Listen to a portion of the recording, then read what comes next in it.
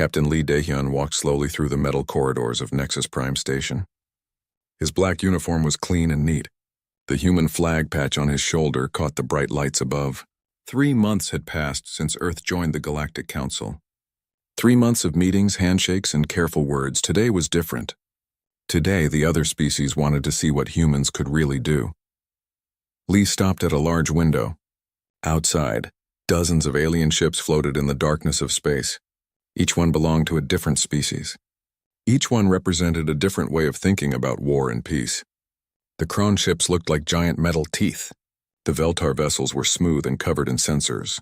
The human ships looked simple next to them. Captain Lee. The voice behind him was deep and rough. Lee turned around to see Bex-2, the Kron war chief. His scales were dark green and his yellow eyes never blinked. "Are your warriors ready for inspection?" "Yes, War Chief." "Commander Park has everything prepared." Bex-2 made a sound like grinding stones. It might have been a laugh. "Your species is young. Your ships are small, but you earned your place here somehow. Today we learn how." Lee nodded but said nothing. He had learned that Bex-2 respected actions more than words. They walked together toward the docking bay where the human ships waited. Other aliens joined them along the way. Veltar High Command moved like a group mind, their forearms always moving in perfect sync. Ambassador Choi Sunho walked beside them, his face calm and friendly. The docking bay was huge. It could hold 50 ships easily. The human fleet took up only a small corner. 5 ships in total, 1 cruiser, 2 destroyers, and 2 support vessels. Nothing that looked dangerous or special. Commander Park Min-hee stood waiting for them. She was shorter than Lee, but her eyes were sharp and alert. Her uniform had more ribbons than his. Some of the aliens studied those ribbons carefully. "Welcome aboard the EDS Harmony," Park said. Her voice was steady and professional. "This is our exploration-class cruiser. She carries a crew of 200. The inspection began. Park led them through the ship's corridors. She showed them the weapons systems, the shields, the engines. Everything was clean and well-maintained. The human crew they met were polite and answered questions honestly. But Lee noticed things the aliens missed. How the crew moved with perfect timing. How they watched everything without seeming to stare. How their hands stayed near their weapons even during a peaceful tour. "Your plasma cannons are efficient," said one of the Veltar, "but not particularly powerful." "They serve our needs," Park replied. "We prefer accuracy over raw force." In the training room, they watched human soldiers practice. The aliens took notes as the humans ran through combat drills. The soldiers moved fast and worked together well. But they didn't look like super warriors or legendary fighters. Bex-2 crossed his arms. "Your warriors fight with skill, but they are soft, no scars, no battle rage in their eyes." Lee almost smiled. If only he knew. "Our people value different things," Ambassador Choi said. "We train for protection, not conquest." The Veltar made clicking sounds to each other. Their language was too fast for the translators to follow completely. But Lee caught a few words: calculations, threat assessment, management level. They moved to the next ship, then the next. Each inspection was the same. Good equipment, skilled crews, nothing that screamed danger to the galaxy. After 4 hours, they gathered in the station's main conference room. The walls showed a map of known space, hundreds of star systems, thousands of worlds, and somewhere out there, threats that might test them all. "Your forces are competent," the Veltar spokesman said. His voice had no emotion. "Your technology is adequate. Your training appears thorough."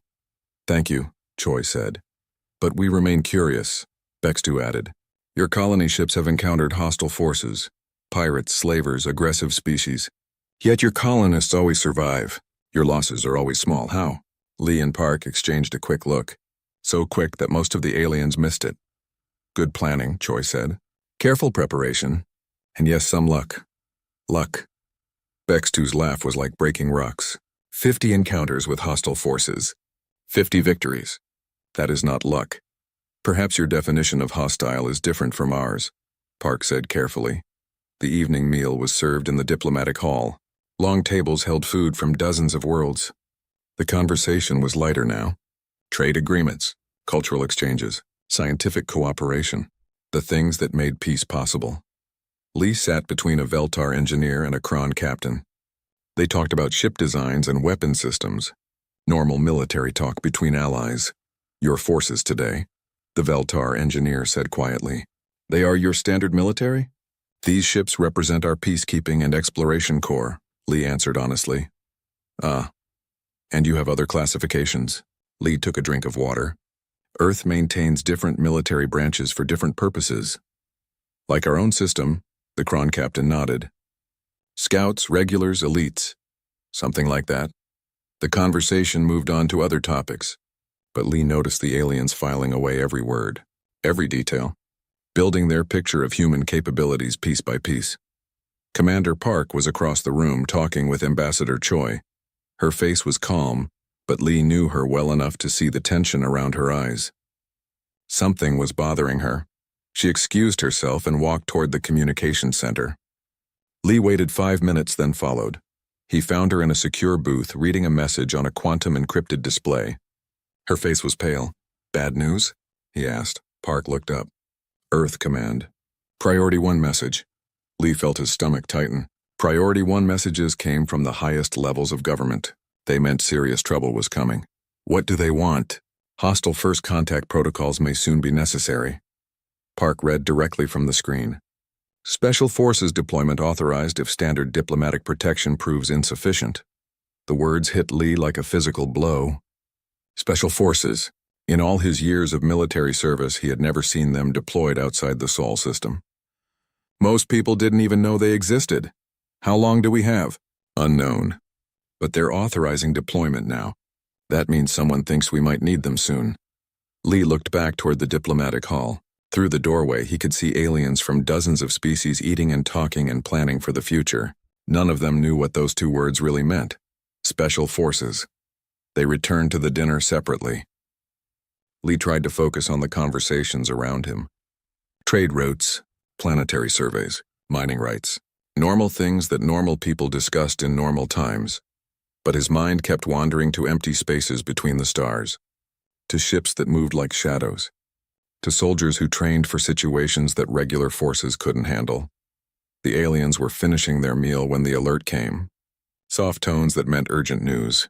Everyone's personal communicators activated at once. Long-range sensors, the Veltar spokesman announced after reading his device. Large fleet approaching this system. Unknown configuration. The diplomatic dinner ended quickly. Military officers from every species hurried to their ships. Plans were made. Defensive positions discussed. The Galactic Council's combined fleet began moving into formation. Lee stood with Park and Ambassador Choi, watching the alien ships prepare for battle. Fast destroyers took scouting positions. Heavy cruisers formed the main battle line. Carriers launched their fighters. How many ships are coming? Choi asked. 200, Park answered, reading from her tactical display, including several dreadnought-class vessels. Lee whistled softly. 200 ships was a serious invasion force. More than enough to take a system by force. Any identification? Not yet. But the formation suggests hegemony design. The hegemony. Lee had read about them in intelligence reports.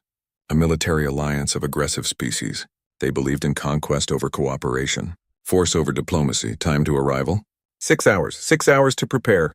6 hours to get ready for a battle that might decide the future of the Galactic Council.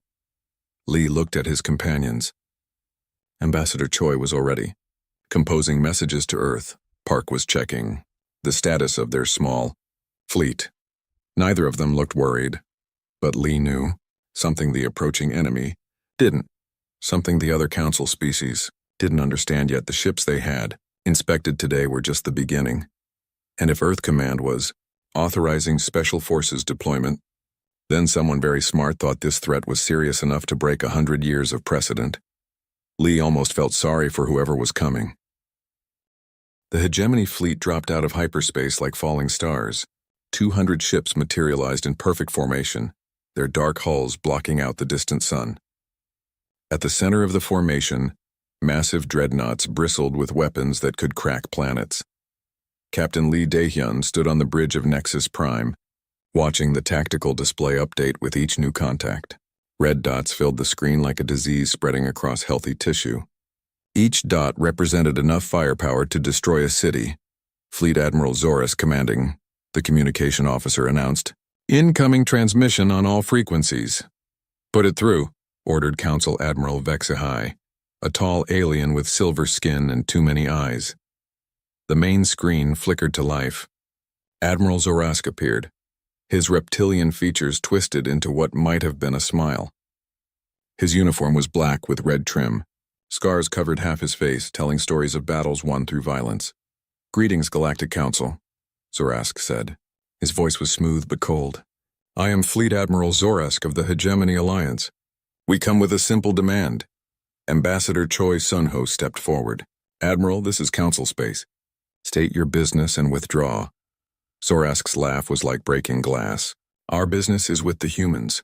Surrender them to us immediately or face the consequences." Lee felt every alien eye in the command center turn toward him. Commander Park Min-hee moved closer to his side, her hand resting near her sidearm. "The humans are protected members of this council," Admiral Vexhai declared. "We will not surrender anyone to you." "Protected?" Zorask leaned forward in his command chair. "Do you even know what you are protecting?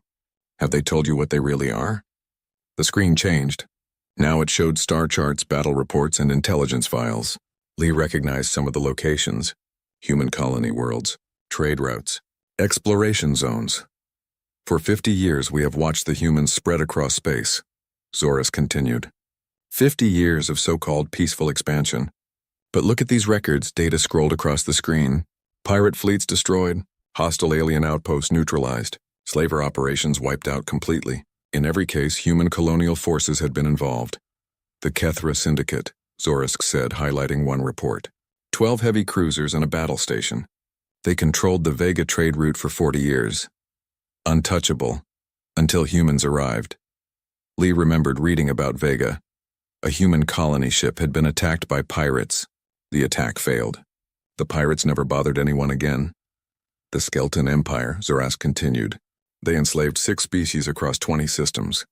Their fleet numbered over 60 ships. Look what happened when they encountered human colonists. More data appeared. The Skeleton fleet had simply vanished. No survivors, no wreckage, just empty space where an empire used to be." "Impossible," whispered the Veltar spokesman. "Colonial ships do not have such capabilities." Zorask smiled wider. "Exactly. Colonial ships should not be able to defeat military fleets. Yet somehow the humans managed it every time. With minimal losses, perfect efficiency." The command center fell silent. Lee could hear his own heartbeat in his ears. Around him, alien military officers studied the data with growing concern. "How?" Admiral Vexhai demanded, turning to Ambassador Choi. "How did your colonists achieve these victories?"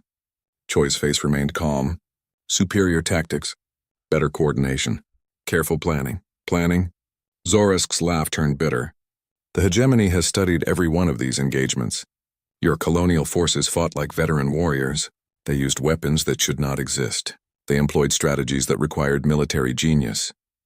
Our people are well-trained," Park said quietly. "Well-trained?"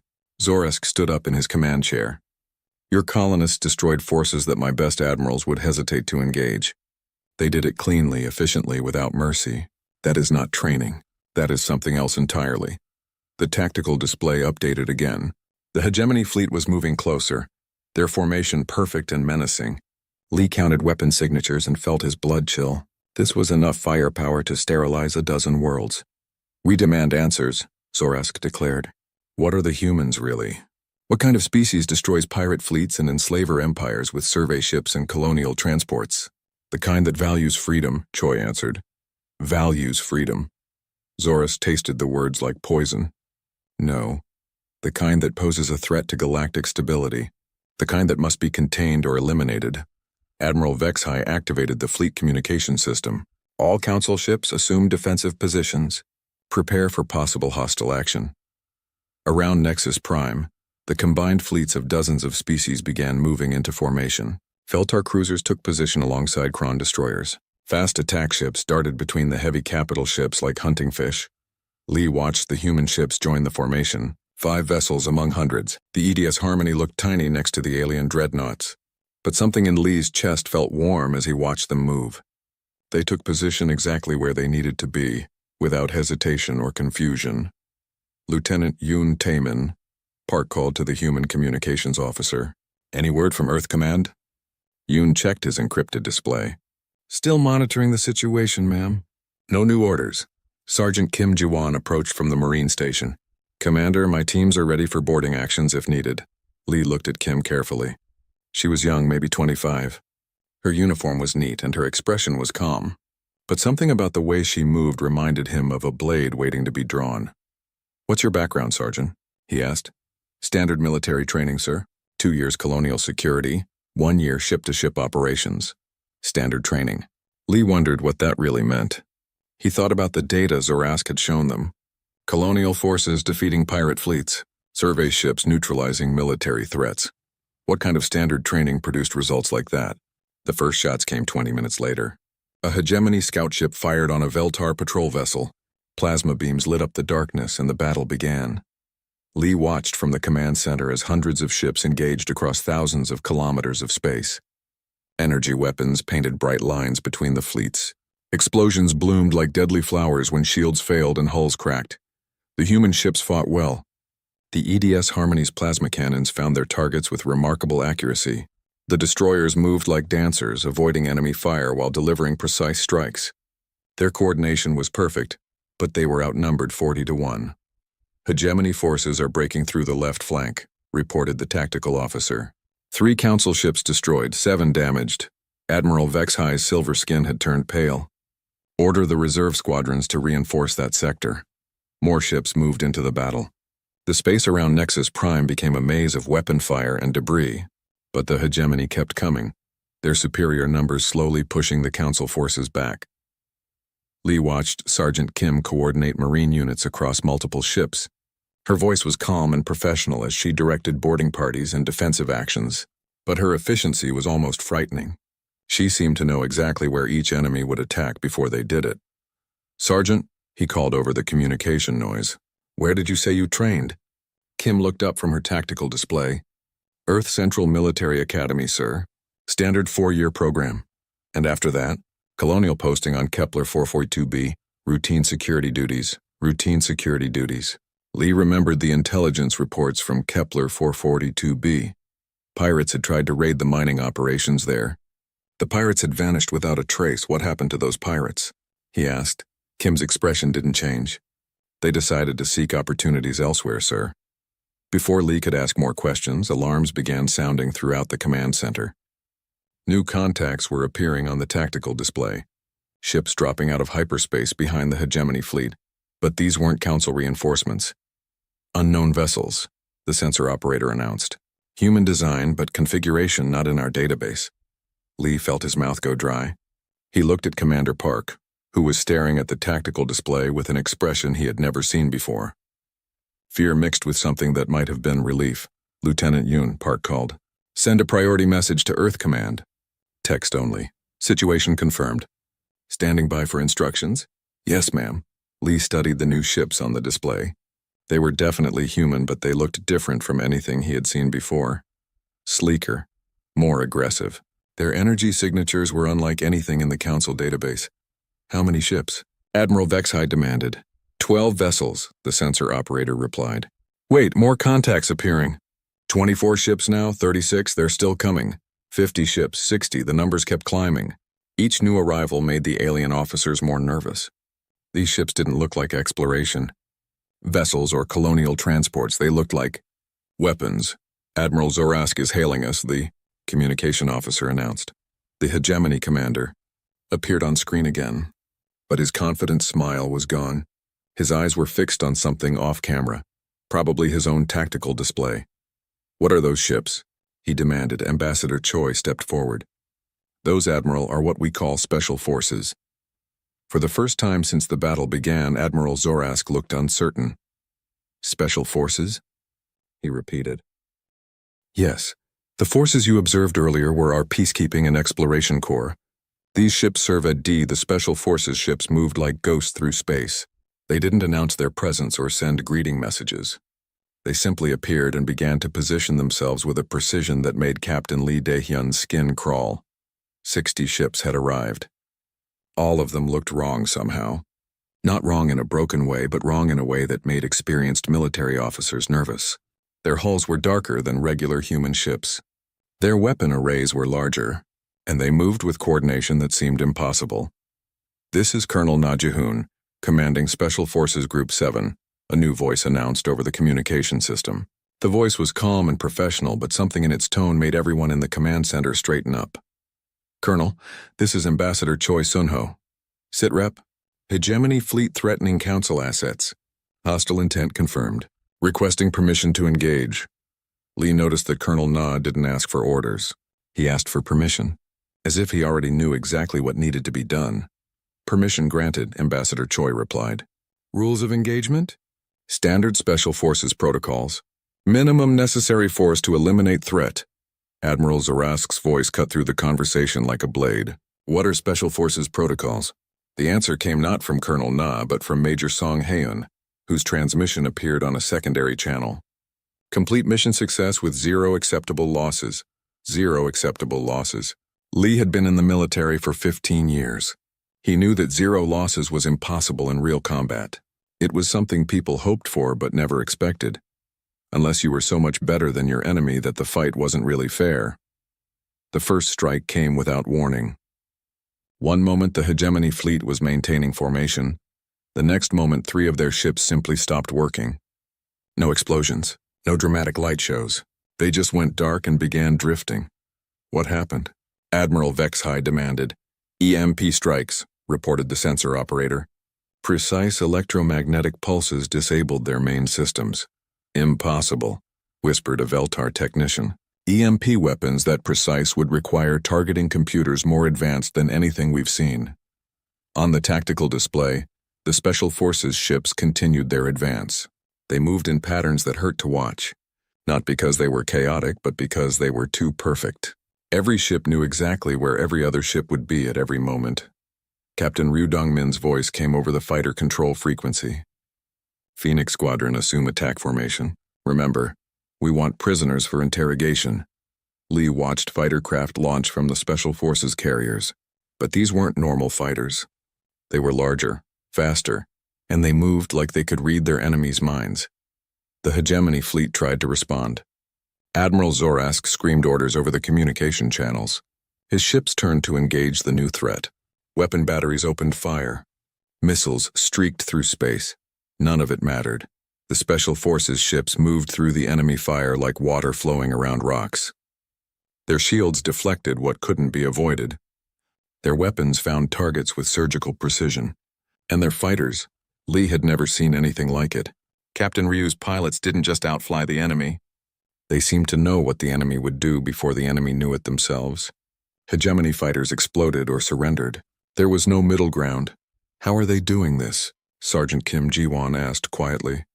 Lee realized she was standing next to him, watching the battle with the same fascination and horror he felt.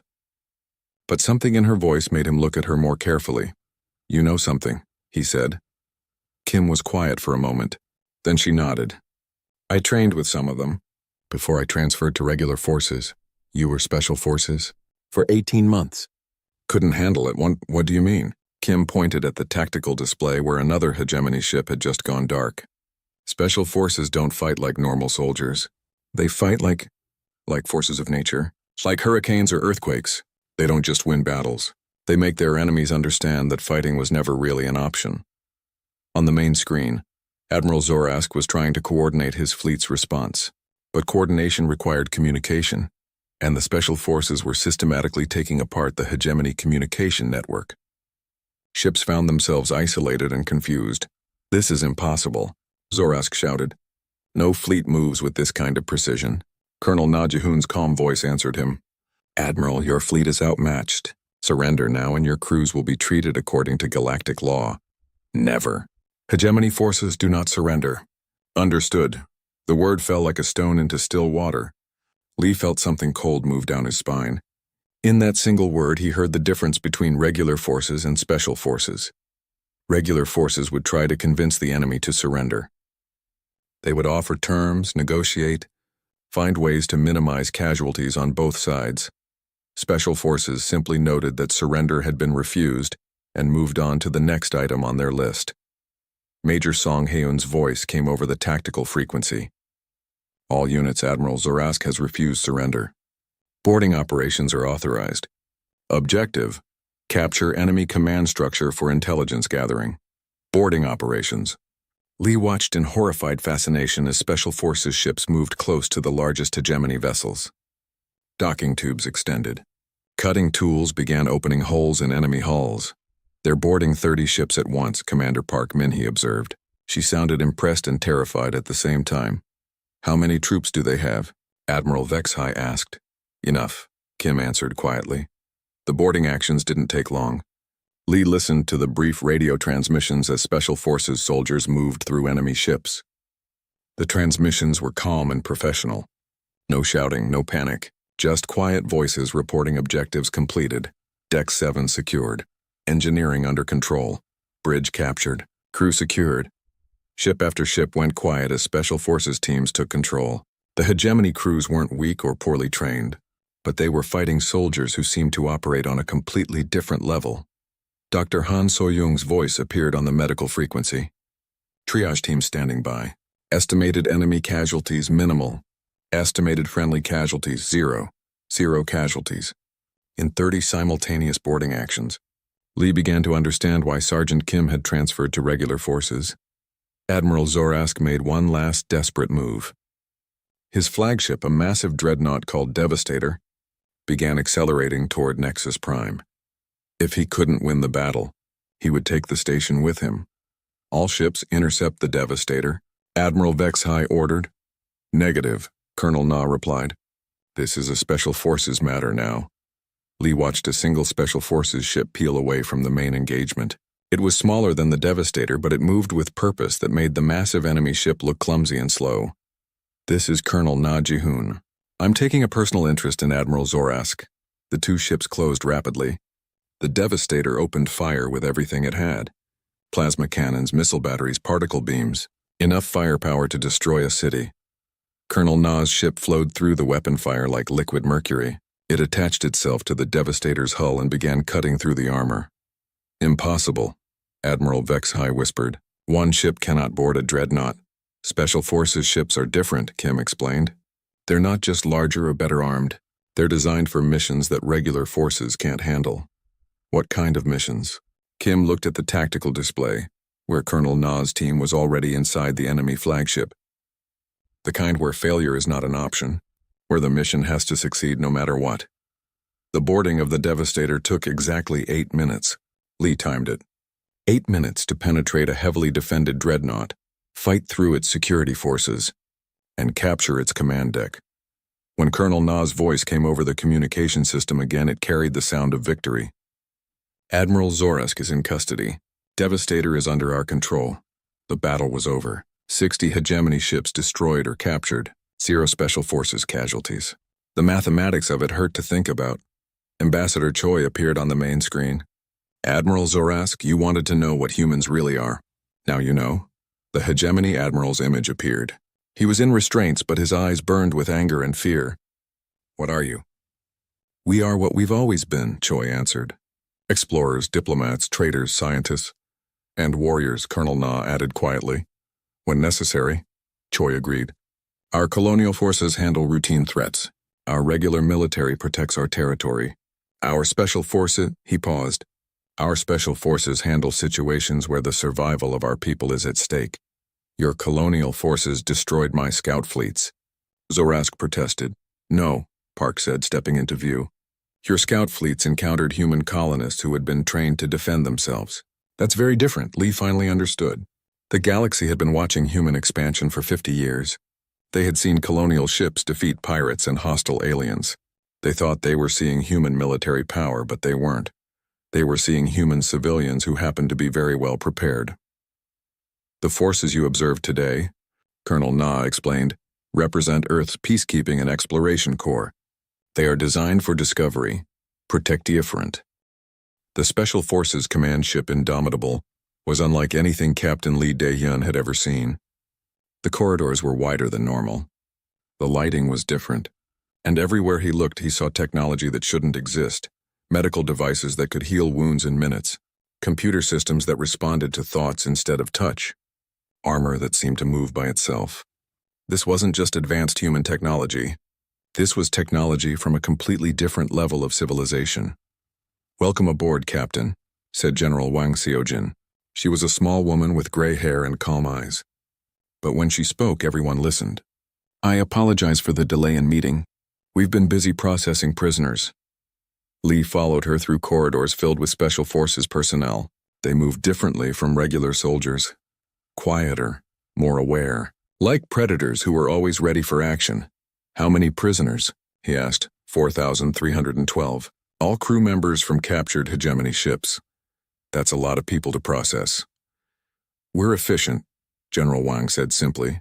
They entered a secure section of the ship. Here the technology was even more advanced. Walls that showed information without screens. Doors that opened based on genetic scans. Security systems that Lee couldn't even begin to understand. "Admiral Zorask is being questioned by Lieutenant Commander Bei Haiyanwu," General Wang explained. "He's our best interrogation specialist." They stopped at an observation room. Through a one-way window, Lee could see Admiral Zorask sitting at a simple table. Across from him sat a young man in a Special Forces uniform. Lieutenant Commander Bei looked like he should be in college. "Not questioning enemy admirals," Admiral Bei was saying. "Let's discuss your invasion plans." Zorask's chains rattled as he leaned forward. "I will tell you nothing, human. You already have," Bei replied calmly. He touched the table and information appeared in the air above it. "Your fleet composition tells us about your manufacturing capabilities. Your formation patterns reveal your tactical doctrine. Your communication protocols show us your command structure." Lee watched Zorask's face change as he realized what the human was saying. "We don't need you to tell us your secrets," Bei continued. "We can read them from the evidence you brought us." "That's impossible," Bei smiled. It wasn't a cruel smile, just patient. "Admiral, your invasion was based on a fundamental misunderstanding. You thought you knew what humans were capable of. We studied you for 50 years. No. You studied our colonial operations and assumed they represented our full capabilities." The information display changed. Now it showed star charts and battle reports, the same data that Zorask had presented earlier but with new analysis. "The Kethra Syndicate," Bei said, highlighting one engagement. "You assumed our colonists defeated them through superior tactics. They destroyed 12 heavy cruisers with survey ships." "No, Admiral. They sent a distress signal. Colonial Command evaluated the threat and dispatched appropriate forces. New data appeared. Ships that weren't in any public database. Weapons that violated several galactic treaties. Combat recordings that made Zorask go pale. Special Forces Group 3 responded to the Kethra threat," Bei explained. "The engagement lasted 14 minutes. We took no casualties. The Kethra Syndicate ceased to exist as an organized entity." Zorask stared at the data. 14 minutes.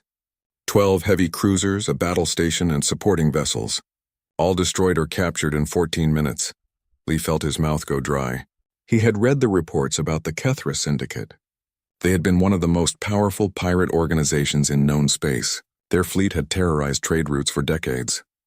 "The Skeltoon Empire," Bei continued, showing new data. 60 ships, 20 star systems, 6 enslaved species. We eliminated them in a single operation. "Eliminated?" Zorask's voice was barely a whisper. "Special Forces Group 1, 8 ships. Mission duration 3 days.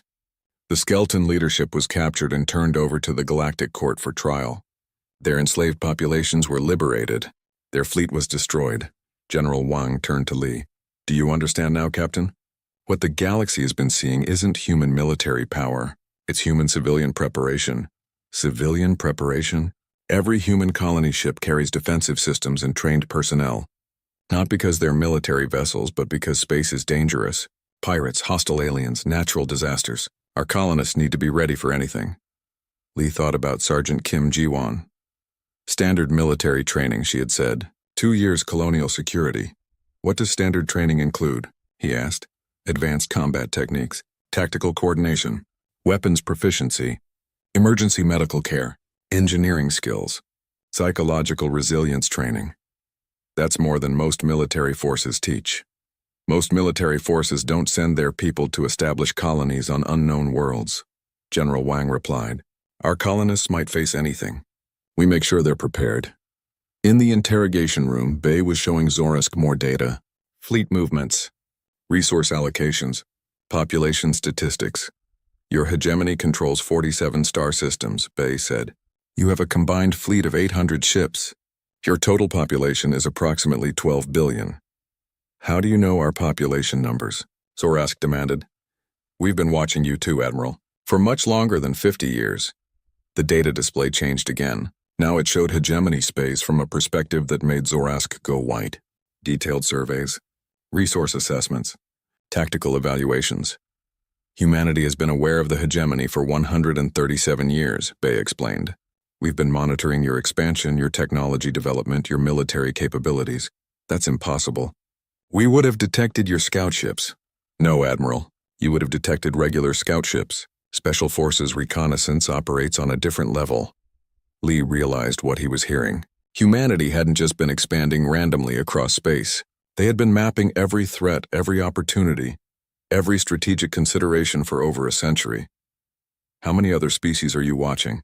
Zorask asked. All of them.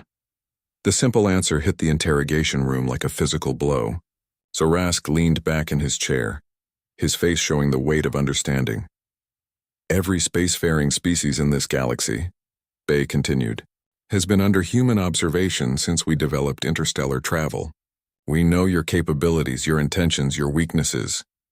But you joined the Galactic Council as equals, Zorask protested. You pretended to be newcomers. We are newcomers to galactic politics, Bay corrected. But we've never been newcomers to galactic awareness. General Wang led Lee to another observation room. Here he could see Dr. Han So-young treating wounded hegemony prisoners. Her medical equipment was beyond anything Lee had seen in regular human hospitals. Dr. Han is demonstrating another difference between our forces, General Wang explained. Lee watched as the doctor used devices that healed broken bones in minutes and closed wounds without scars. The alien prisoners looked at her with something approaching religious awe. Our Special Forces Medical Corps doesn't just keep our people alive, General Wang said. They can rebuild them. Psychological trauma, physical injuries, genetic damage. We can fix almost anything. Why show this to the prisoners? Because they need to understand what they're dealing with. Fear is useful, but understanding is better. In the medical bay, Dr. Han was explaining her procedures to a hegemony officer whose arm had been badly burned. This will feel cold for a moment, she said. Applying a device that looked like liquid metal, the nanomachines will repair the damage at the cellular level. The officer watched in amazement as his arm healed completely. Why are you helping me? I'm your enemy. You were following orders, Dr. Han replied. And you're injured? That's enough. But I tried to kill you, Dr. Han smiled. You tried. But you're not equipped to fight special forces. No one is. The words weren't spoken with cruelty or pride, just simple fact. Back in the interrogation room, Bay was explaining humanity's military structure to Admiral Zorask. Earth maintains 3 distinct military classifications, he said. Colonial forces handle routine exploration and settlement protection. Regular military defends established human territory. Special forces, he paused. Special forces handle existential threats. Existential threats? Situations where human survival is at stake, where failure means extinction. Zorask looked at the data surrounding him. How often do you deploy special forces? Including today? Twice in 50 years of expansion. The number seemed to shock Zorask more than anything else he had heard. Twice? The Kethra Syndicate was attempting to establish a slave trade route through human space. The Skeleton Empire was experimenting with bioweapons that could target human genetics. And now your hegemony has threatened human citizens under council protection. 3 times, Zorask corrected weakly. No, Admiral. Today was not a special forces deployment. Today was a demonstration. Bay touched the table again. New information appeared, showing the full scope of human military capability, fleet sizes that dwarfed every other species combined, technology that seemed like magic, training programs that produced soldiers who thought like computers and fought like natural disasters. This is our actual military strength, Bay said quietly. What you faced today was a small peacekeeping force. Zorask stared at the numbers. How small? 60 ships. 1 special forces group out of 47 currently active. Admiral Zorask stood on the bridge of his damaged flagship, watching Captain Ryu Dongmin's ship maintain perfect formation beside them. The human vessel was smaller than the Devastator, but its presence felt heavier than a moon. Jumping to hyperspace in 30 seconds, Ryu announced over the communication system. His voice was casual, as if escorting former enemies through hostile space was something he did every day. Zorask looked at his bridge crew. They moved carefully, quietly, like people afraid to wake a sleeping predator. 3 days had passed since their capture, and none of them had fully recovered from watching 60 human ships destroy their entire invasion fleet. "Admiral," his tactical officer whispered, "our long-range sensors are detecting something." "What?" "Ships, lots of them. Hegemony vessels moving toward the jump point." Zoroask felt his stomach clench. "How many?" 400 ships, sir. It looks like High Command sent the entire Third Fleet to intercept us." Through the view screen, Zoroask could see Captain Ryu's ship. It showed no signs of concern or increased alertness. The human pilot was probably reading reports or eating lunch. "Captain Ryu," Zoroask called. "We have a problem." "I know," Ryu replied calmly. 412 ships, including 6 dreadnoughts. They're planning to destroy us and blame humans for your death." "You knew?" "We've been tracking their movement for 6 hours." "Don't worry about it. Don't worry about it." Zoroask almost laughed. 400 ships were waiting to kill them, and the human told him not to worry. "What are you going to do?" he asked. "My job." The hyperspace jump ended and space exploded with weapon fire. The Hegemony Third Fleet had positioned themselves perfectly. Overlapping fields of fire, no escape routes. Enough firepower to turn a planet into dust. Captain Ryu's ship moved like liquid lightning. It flowed between plasma beams and missile barrages, never quite where the enemy expected it to be. And somehow the Devastator stayed safe in its wake. "How is he doing this?" Zoroask's navigator whispered. Zoroask watched the tactical display with growing amazement. One ship was dancing through the fire of 400. Not just surviving, but making it look easy.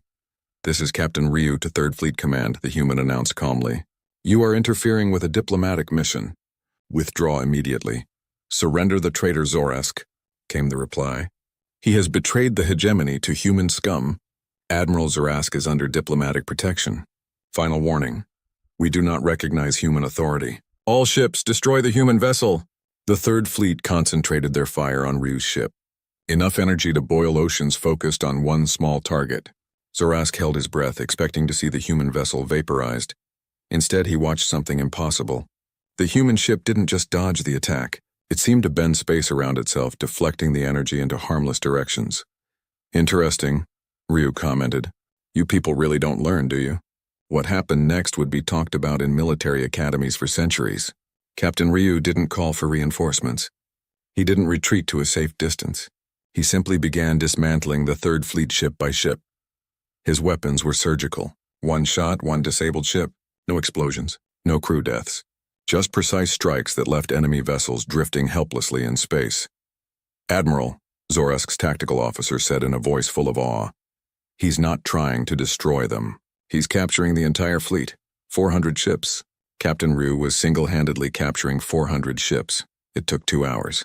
When it was over, the entire Third Fleet hung motionless in space, their crews unharmed but their ships completely disabled, and Captain Ryu's vessel hadn't taken a single hit.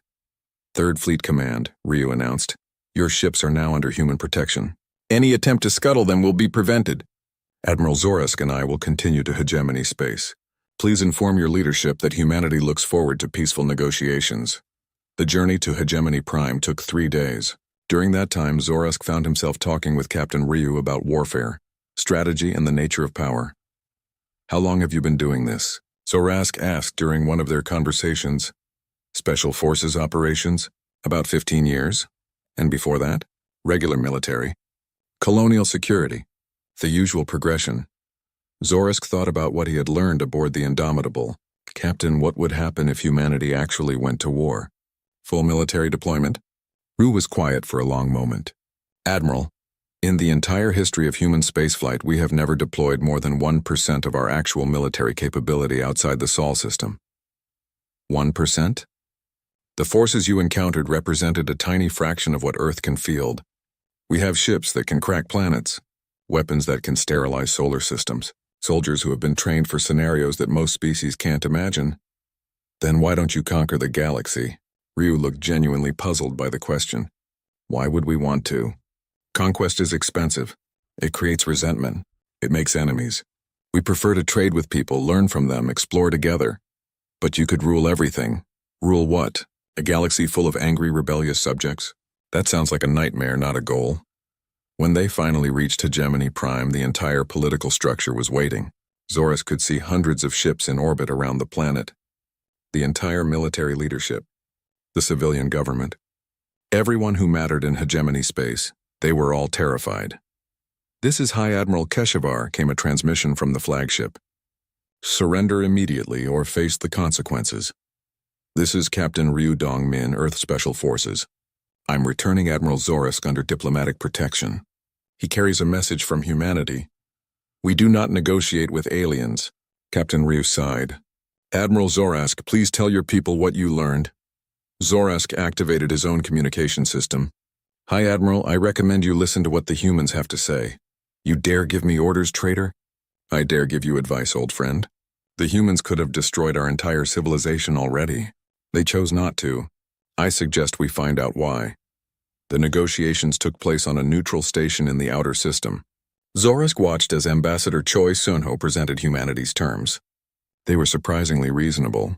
Peace between the hegemony and the Galactic Council, trade agreements, cultural exchanges, mutual defense against external threats, and a complete amnesty for the invasion attempt. "You're not demanding tribute?" High Admiral Keshavar asked suspiciously. "What would we do with tribute?" Ambassador Choi replied. "We have everything we need. Territory concessions. We have more space than we can explore in 1,000 years. Then what do you want?" "Peace, trade, the chance to learn from each other." The hegemony leadership looked at each other in confusion. This wasn't how conquest worked. Victors were supposed to demand things from the defeated. "And if we refuse?" Keshavar asked. Ambassador Choi's expression didn't change, but something cold flickered in his eyes. "Then Captain Ryu will return to Earth and file his report, and Earth Command will reevaluate our relationship with the hegemony." Meaning that so far we've been treating you as a potential ally who made a mistake. If you refuse our offer of peace, we'll start treating you as an actual threat. Zorask leaned forward. "Hi, Admiral. You've seen what one human ship can do. Do you really want to find out what their entire military looks like?" The treaty was signed 3 hours later. 6 months after the Battle of Nexus Prime, Captain Lee Dae-hyun stood in his new office aboard the diplomatic station. Through his window, he could see ships from dozens of species coming and going in perfect harmony.